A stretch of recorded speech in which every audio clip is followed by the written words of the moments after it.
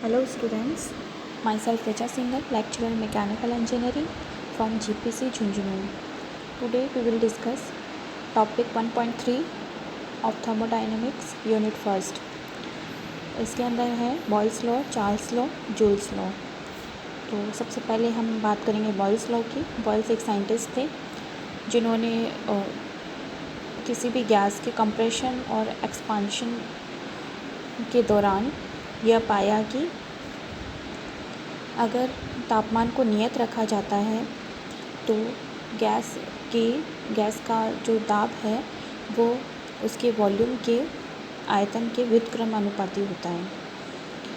So Boyle found that at constant temperature pressure varies inversely proportional to its volume. P is inversely proportional to 1 by V. P is proportional to 1 by V, that means pressure is inversely proportional to volume. PV equals to constant according to Boyle's law.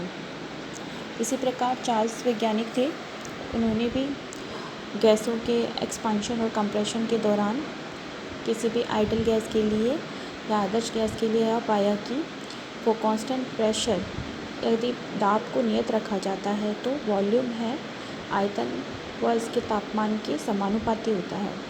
Volume is directly proportional to temperature, V by T equals to constant. तो ये दोनों laws बहुत ही important हैं thermodynamics में।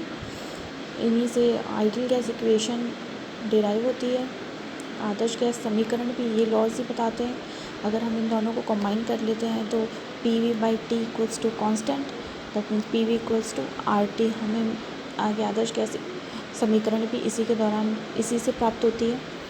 Equation of state या इसी को ideal gas equation कहते हैं। इक्वेशन ऑफ स्टेट क्या है? Is expressed as a functional relationship connecting the various parameters needed to specify the state of the system.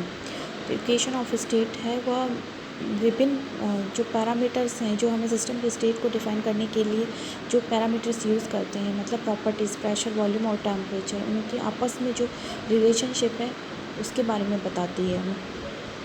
उदाहरण के लिए हम मानते हैं हमने एक सिलेंडर के अंदर गैस भरी है, उस पर मूवेबल पिस्टन लगा हुआ है।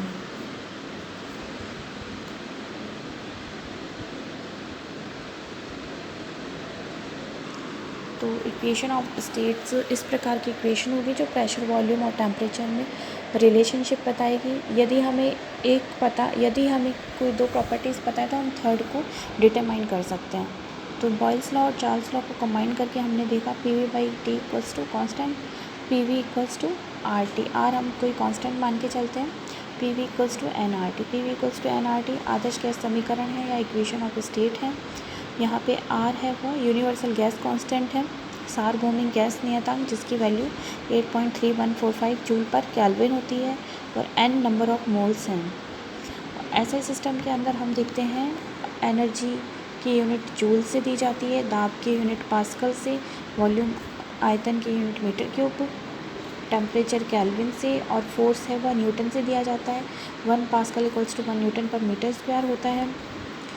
जनरली हमने आइडियल गैस इक्वेशन पढ़ी, लेकिन सभी रियल गैसेस होती हैं वह लो प्रेशर और हाई टेम्परेचर पर, मतलब निम्न दाब और उच्च तापमान पर आइडियल गैस की तरह बिहेव करती हैं, क्योंकि जो मॉलिक्यूल्स होते हैं गैस के वो ऑलमोस्ट एक दूसरे से इंडिपेंडेंटली मूव करते हैं। तो जो रियल गैसेस होती हैं वो आइडियल गैस की तरह निम्न दाब और उच्च तापमान पर बिहेव करती हैं।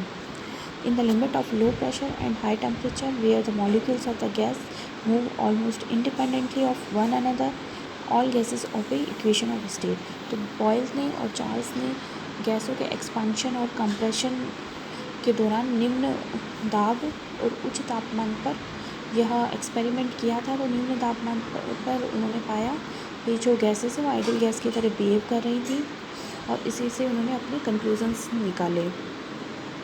So all this is about ये कैरेक्टरिस्टिक गैस इक्वेशन आपकी पूछी जाए या आइडियल गैस इक्वेशन पूछी जाए तो PV इक्वल्स टू nRT होती है। Okay, then thank you.